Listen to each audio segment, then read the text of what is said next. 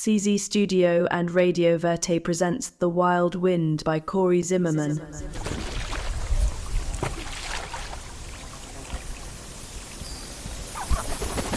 Chapter 19.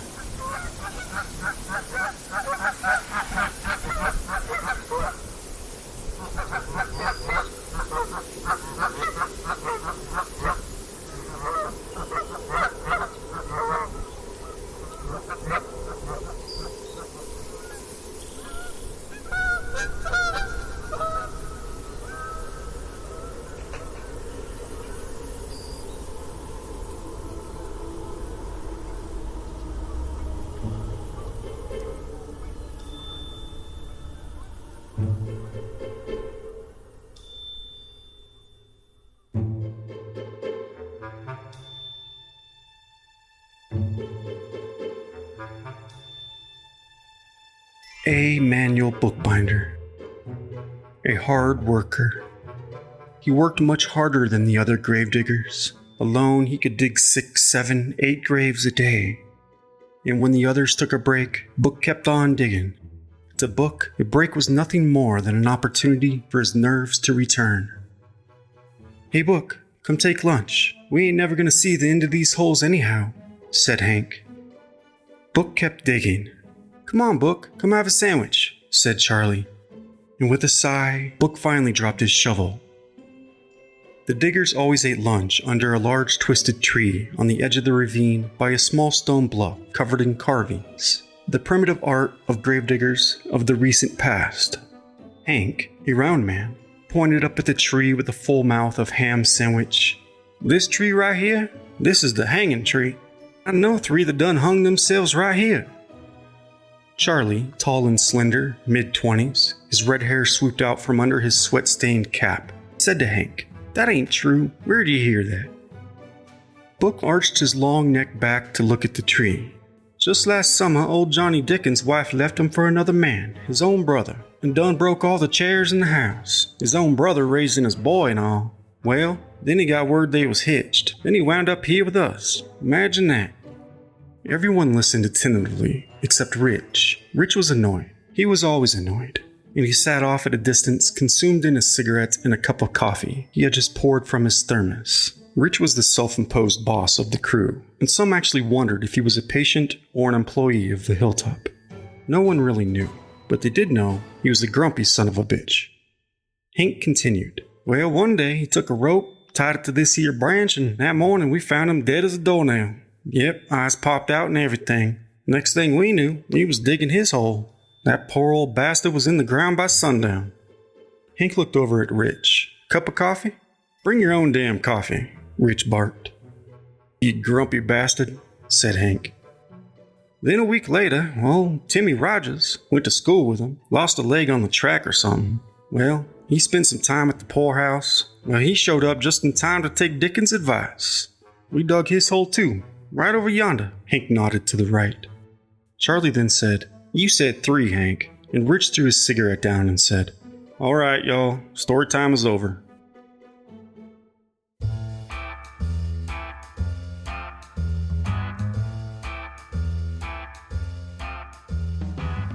Staring at the sun, staring at nothing, talking to the sun, talking to no one. Walking in circles, marching in place, spinning around, skipping, hopping, tiptoeing, hollering, whispering, knocking, rocking, sitting in silence, shaking the head, shaking the hands, slapping the face, pulling the hair, sticking the tongue, shaking the finger, clapping the hands, hugging the self, singing to the self, crying, lying, laughing, and lying in the grass. All things I learned growing up on the hilltop. As I sit here before my typewriter, my hands shake, my heart speeding disturbingly rapid. I feel weak, lightheaded, and I panic. I slide against the wall and down the stairs and out the house, fighting vertigo every step of the way. Outside, I collapse to the ground, where I gasp for air, my chest heaving as I cling on to the grass with my fists. I lie on my back and let the sun calm me. And as it slowly warms my nerves and joints, long frayed and knotted with time, I worry my heart might seize up like an old Ford sent out to pasture, to rot and rust back into the earth. But the rich soil below provides me peace, a trick Dr. Zeller once taught me long ago, and I grow calm. After some time, I return to my desk with steady knees. I stretch out my clawed and aching hands and press a dreadful key, one of the 26 which have come to haunt me.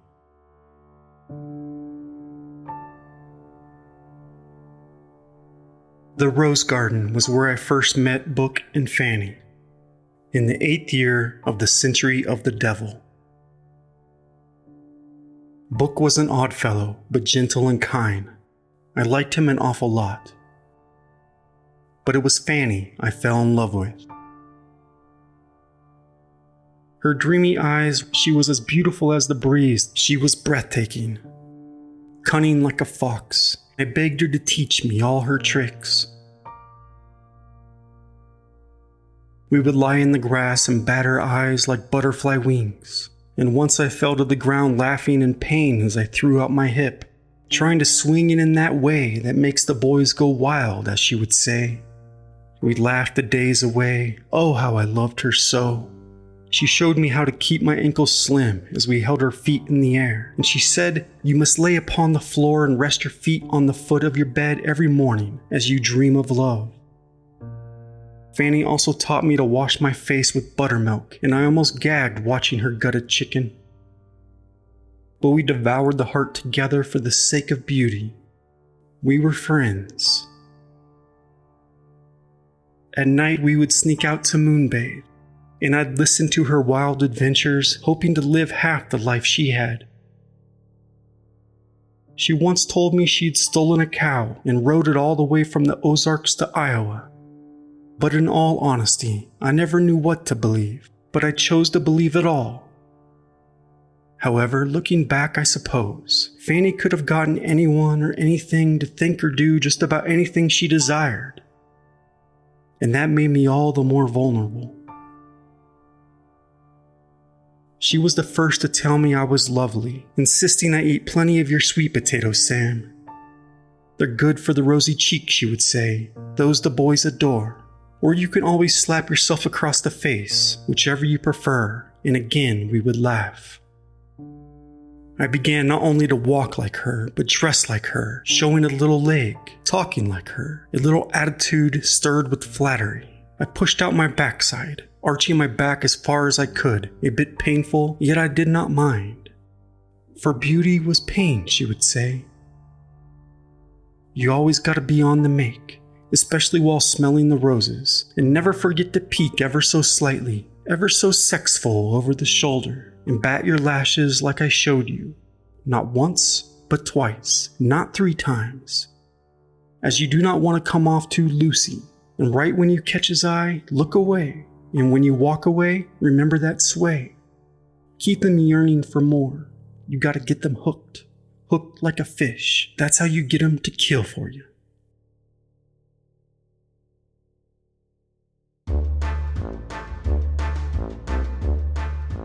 On Saturdays, as the patients stirred about freely in a beautiful dance, to music born of the most absurd note, the 3 of us would go on a quest. Fannie once suggesting we shall rotate 1 apple from every dining hall upon the hilltop to the next. And Book was so intent on blending in, he would appear as though he were invading Poland as we seized the first apple, and then placing it in the fruit bowl of the next dining hall at the expense of another identical red apple. I could hardly keep from laughing, as Book's stiff spine protruded his head upward to a degree he had no less than a half-dozen double chins. And Fannie believed floating about like a butterfly might make her presence more inconspicuous. It was, after all, an asylum, I suppose. After a foolhardy yet successful odyssey, Fannie decided to up the ante, and we made our way for the general hospital. Her goal was to mix up all the patients' files, which hung from a hook at the end of each bed.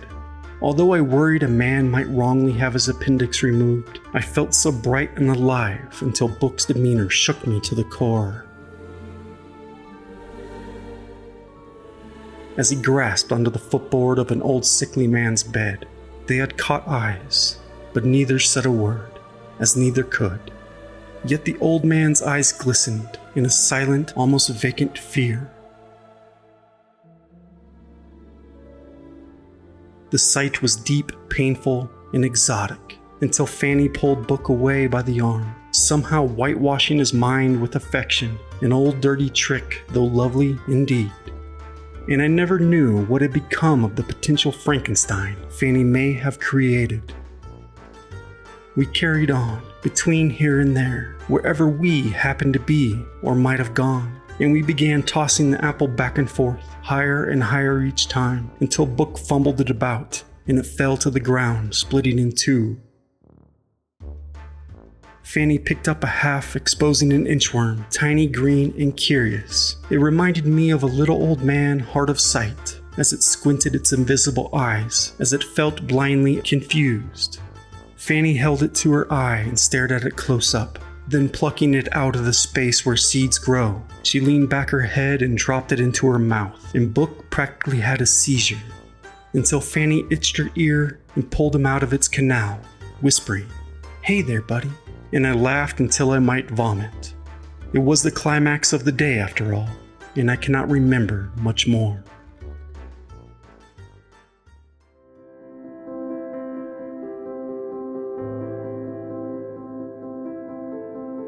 I adored a boy, or rather, a man. I did all I could that I might be seen. I once swallowed a 4-leaf clover with him on my mind. Love times 4. The next day, he called me over and handed me an ace of hearts, and my heart dropped. I batted my eyelashes, looking back but once, and swung my hips as I walked away, those eyes staring at me from behind those windswept bangs, through the rose bushes, shears in hand, wiping the sweat from his brow, for he was indeed a man. I lied to myself. I was a woman, I said. My heart beat, yet in the chest of a child. Nonetheless, my lips were itching for a kiss. Mama had finished my new yellow dress on the new moon, yet having grown a few inches since she had begun, the hem was rather short upon my thigh. It was no matter, though. I wanted to be wanted. I wanted to be seen. I wanted so badly to be kissed. Miss Pa's dusty mouth had forgotten me long ago. Now here was this beautiful man, with all eyes upon me, as I lingered about the garden in my fresh yellow dress. I put the ace of hearts under my pillow that night, and the next afternoon he handed me a red rose, one he had trimmed just for me, or so he said. And again as I walked away for the graveyard elm, my handkerchief upon my right shoulder, I turned back but once. Our eyes met, and I thought I might faint. I giggled. I pretended to hide behind the elm. But out of nowhere, his fingers snuck up on me, and were running down the back of my neck, goose pimples down my arm. I gasped as he curled around the tree. With a finger on my lip, my belly became afloat with butterflies. Suddenly so overcome with the most thrilling sickness, his hand clenched onto mine, his warm body pressed into mine, the rough bark dug into my back, but it had not bothered me so. As he slowly placed his mouth upon my quivering lips, I worried they may be chapped, as I had no time to moisten them with my tongue. Yet he did not seem to mind. I was stunned, in ecstasy, ecstatic, yet nerves abound as his fingers walked up my thigh. A blinding white light came over me, and a sensation in the sweetest spot. He pushed me harder and harder into the bark of the tree, and as it edged further into the bones of my back, his other hand tightly around my neck, and I could hardly breathe. My pleasure had quickly turned to fear, and I pulled away but just an inch, just enough to see his blue eyes had turned as black as coal. Old Scratch! He squished my twisted lips into his own as he slivered his split tongue down my throat and rammed his cold, crooked finger inside me. I gasped. I froze, solid as ice. Eyes widened, thighs clenched. My stomach turned in revolt, and I vomited at his feet on his yellow boots. As he jumped back, I slipped from his grip. I wailed in terror, in humiliation. My heart shattered.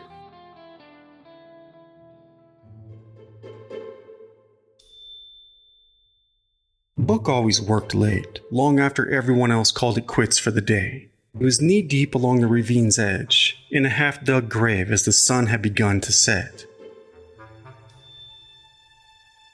And then he heard what sounded like a tiny giggle coming from behind the graveyard elm a ways off.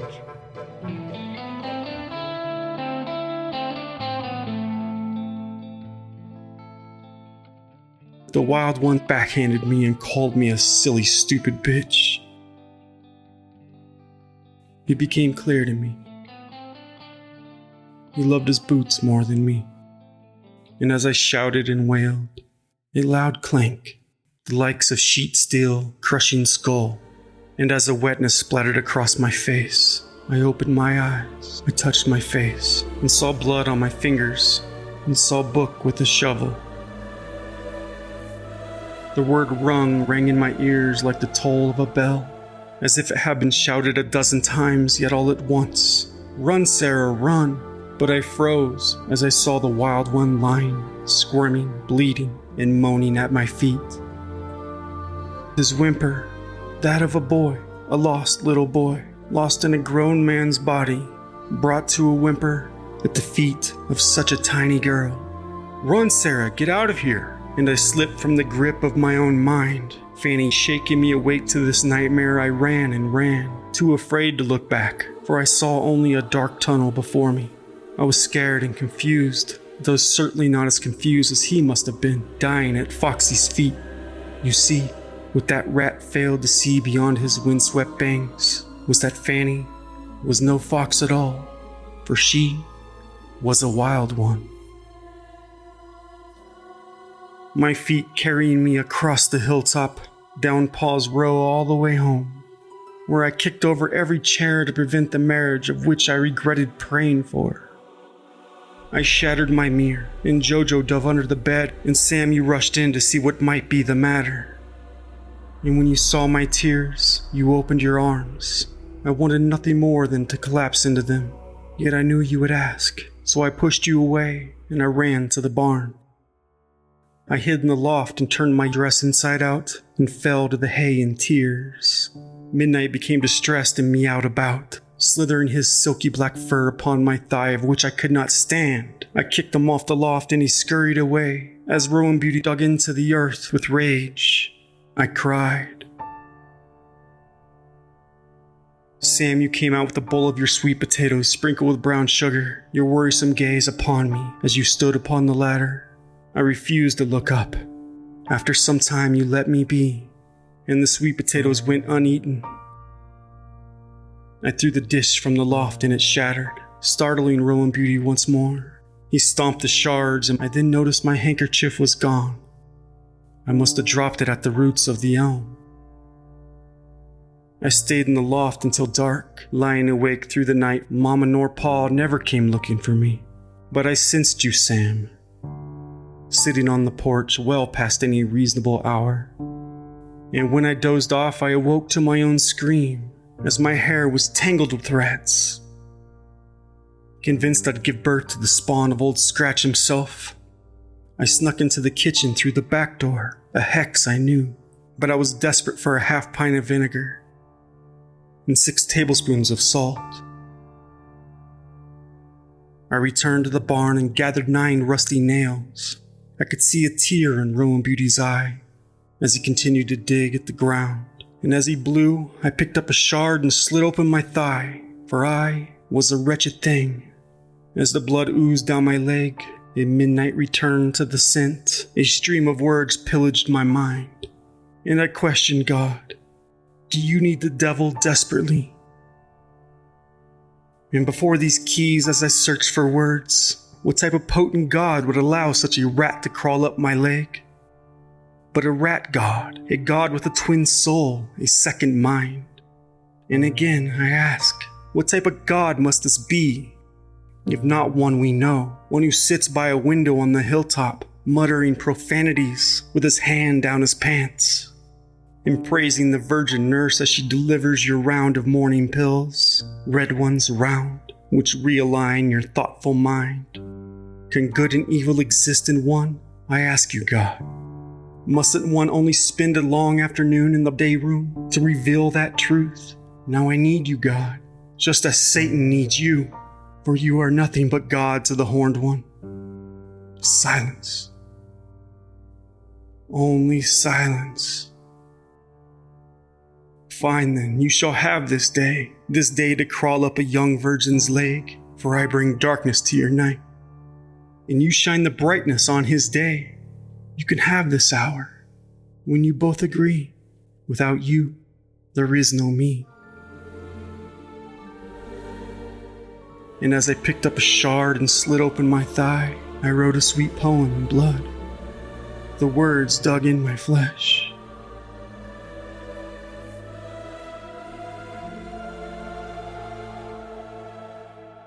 This hilltop rising from the banks of the currents of time, I bow to one knee only and surrender to the wild wind. Cross my heart and hope to die, stick a needle in my eye, blind me to the light of day. Stallion of the wind, I need you, and you need me. Thus there is one thing we can agree. Without you, there is no me.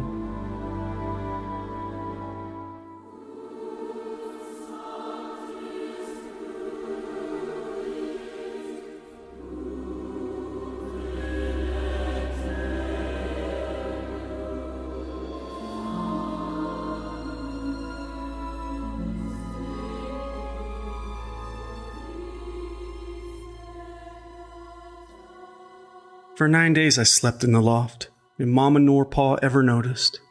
Yet Sam, you kept watch over me, and when finally baby birds seemed none too frightened, I came out with my fingers crossed for 9 long months, and I never saw that rat again. The rose bushes were not trimmed that following day, after he had taken that second step in the grave. Over the following weeks, Book watched the mound of dirt gradually settle, in tiny blades of brilliant green grass in search of sun and the light of day, leaving dark secrets amongst the roots, until he could be sure the wild one was another of the long lost and forgotten, eaten by the worms, nameless. And only then did Book turn and walk away.